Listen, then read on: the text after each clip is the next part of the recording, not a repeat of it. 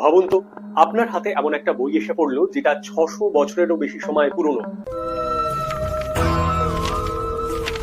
পৃথিবীর সেরা ইতিহাসবিদ, সেরা ভাষাবিদ, গুপ্তচর, কোড ব্রেকার, এমনকি এআই পর্যন্ত বইটা পড়লো, কিন্তু এখনো পর্যন্ত কেউ বুঝতেই পারলো না বইটার ভেতরে আসলে কি লেখা আছে। না, এটা কোনো সিনেমা নয়, এটা বাস্তব। এই বইটির নাম হলো ভয়নিচ ম্যানুস্ক্রিপ্ট। 1912 সালে একজন বই বিক্রেতা যার নাম উইলফ্রিড ভয়নিচ এই বইটি একটি পুরনো মঠ থেকে খুঁজে পান। পরে তার নাম অনুযায়ী এই বইটির নাম রাখা হয়েছিল ভয়নিচ ম্যানুস্ক্রিপ্ট। বইটির প্রায় 240 পৃষ্ঠা জুড়ে রয়েছে অদ্ভুত সব চিত্র।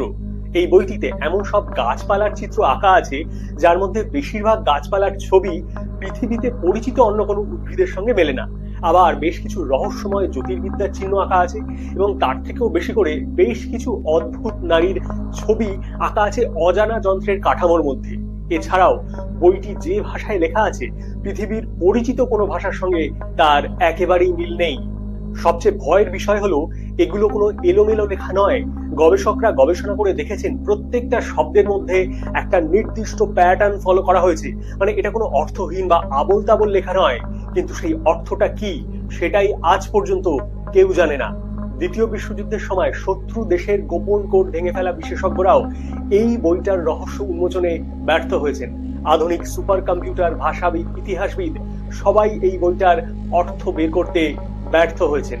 কোনো ইতিহাসবিদ বলেছেন এটা হয়তো কোনো হারিয়ে যাওয়া সভ্যতার ভাষা, আবার কোনো গবেষক বলেছেন এটা কোনো বৈজ্ঞানিক গোপন কোড লুকাবার জন্য তৈরি করা একটি সাইফার।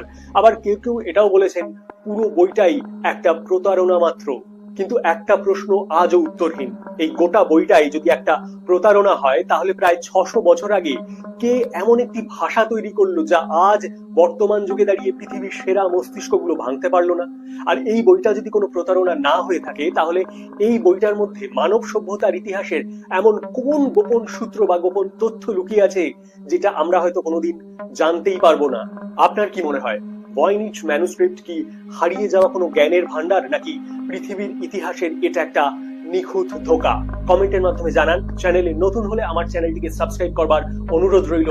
ভিডিওটি ভালো লেগে থাকলে একটা লাইক আর শেয়ার করবেন। আর হ্যাঁ, বেল আইকন প্রেস করতে দয়া করে ভুলবেন না, কারণ তাহলে আপনি অটোমেটিক্যালি আমার পরের রিল এবং ভিডিওর ইনফরমেশন পেয়ে যাবেন। সকলে ভালো থাকুন। নমস্কার।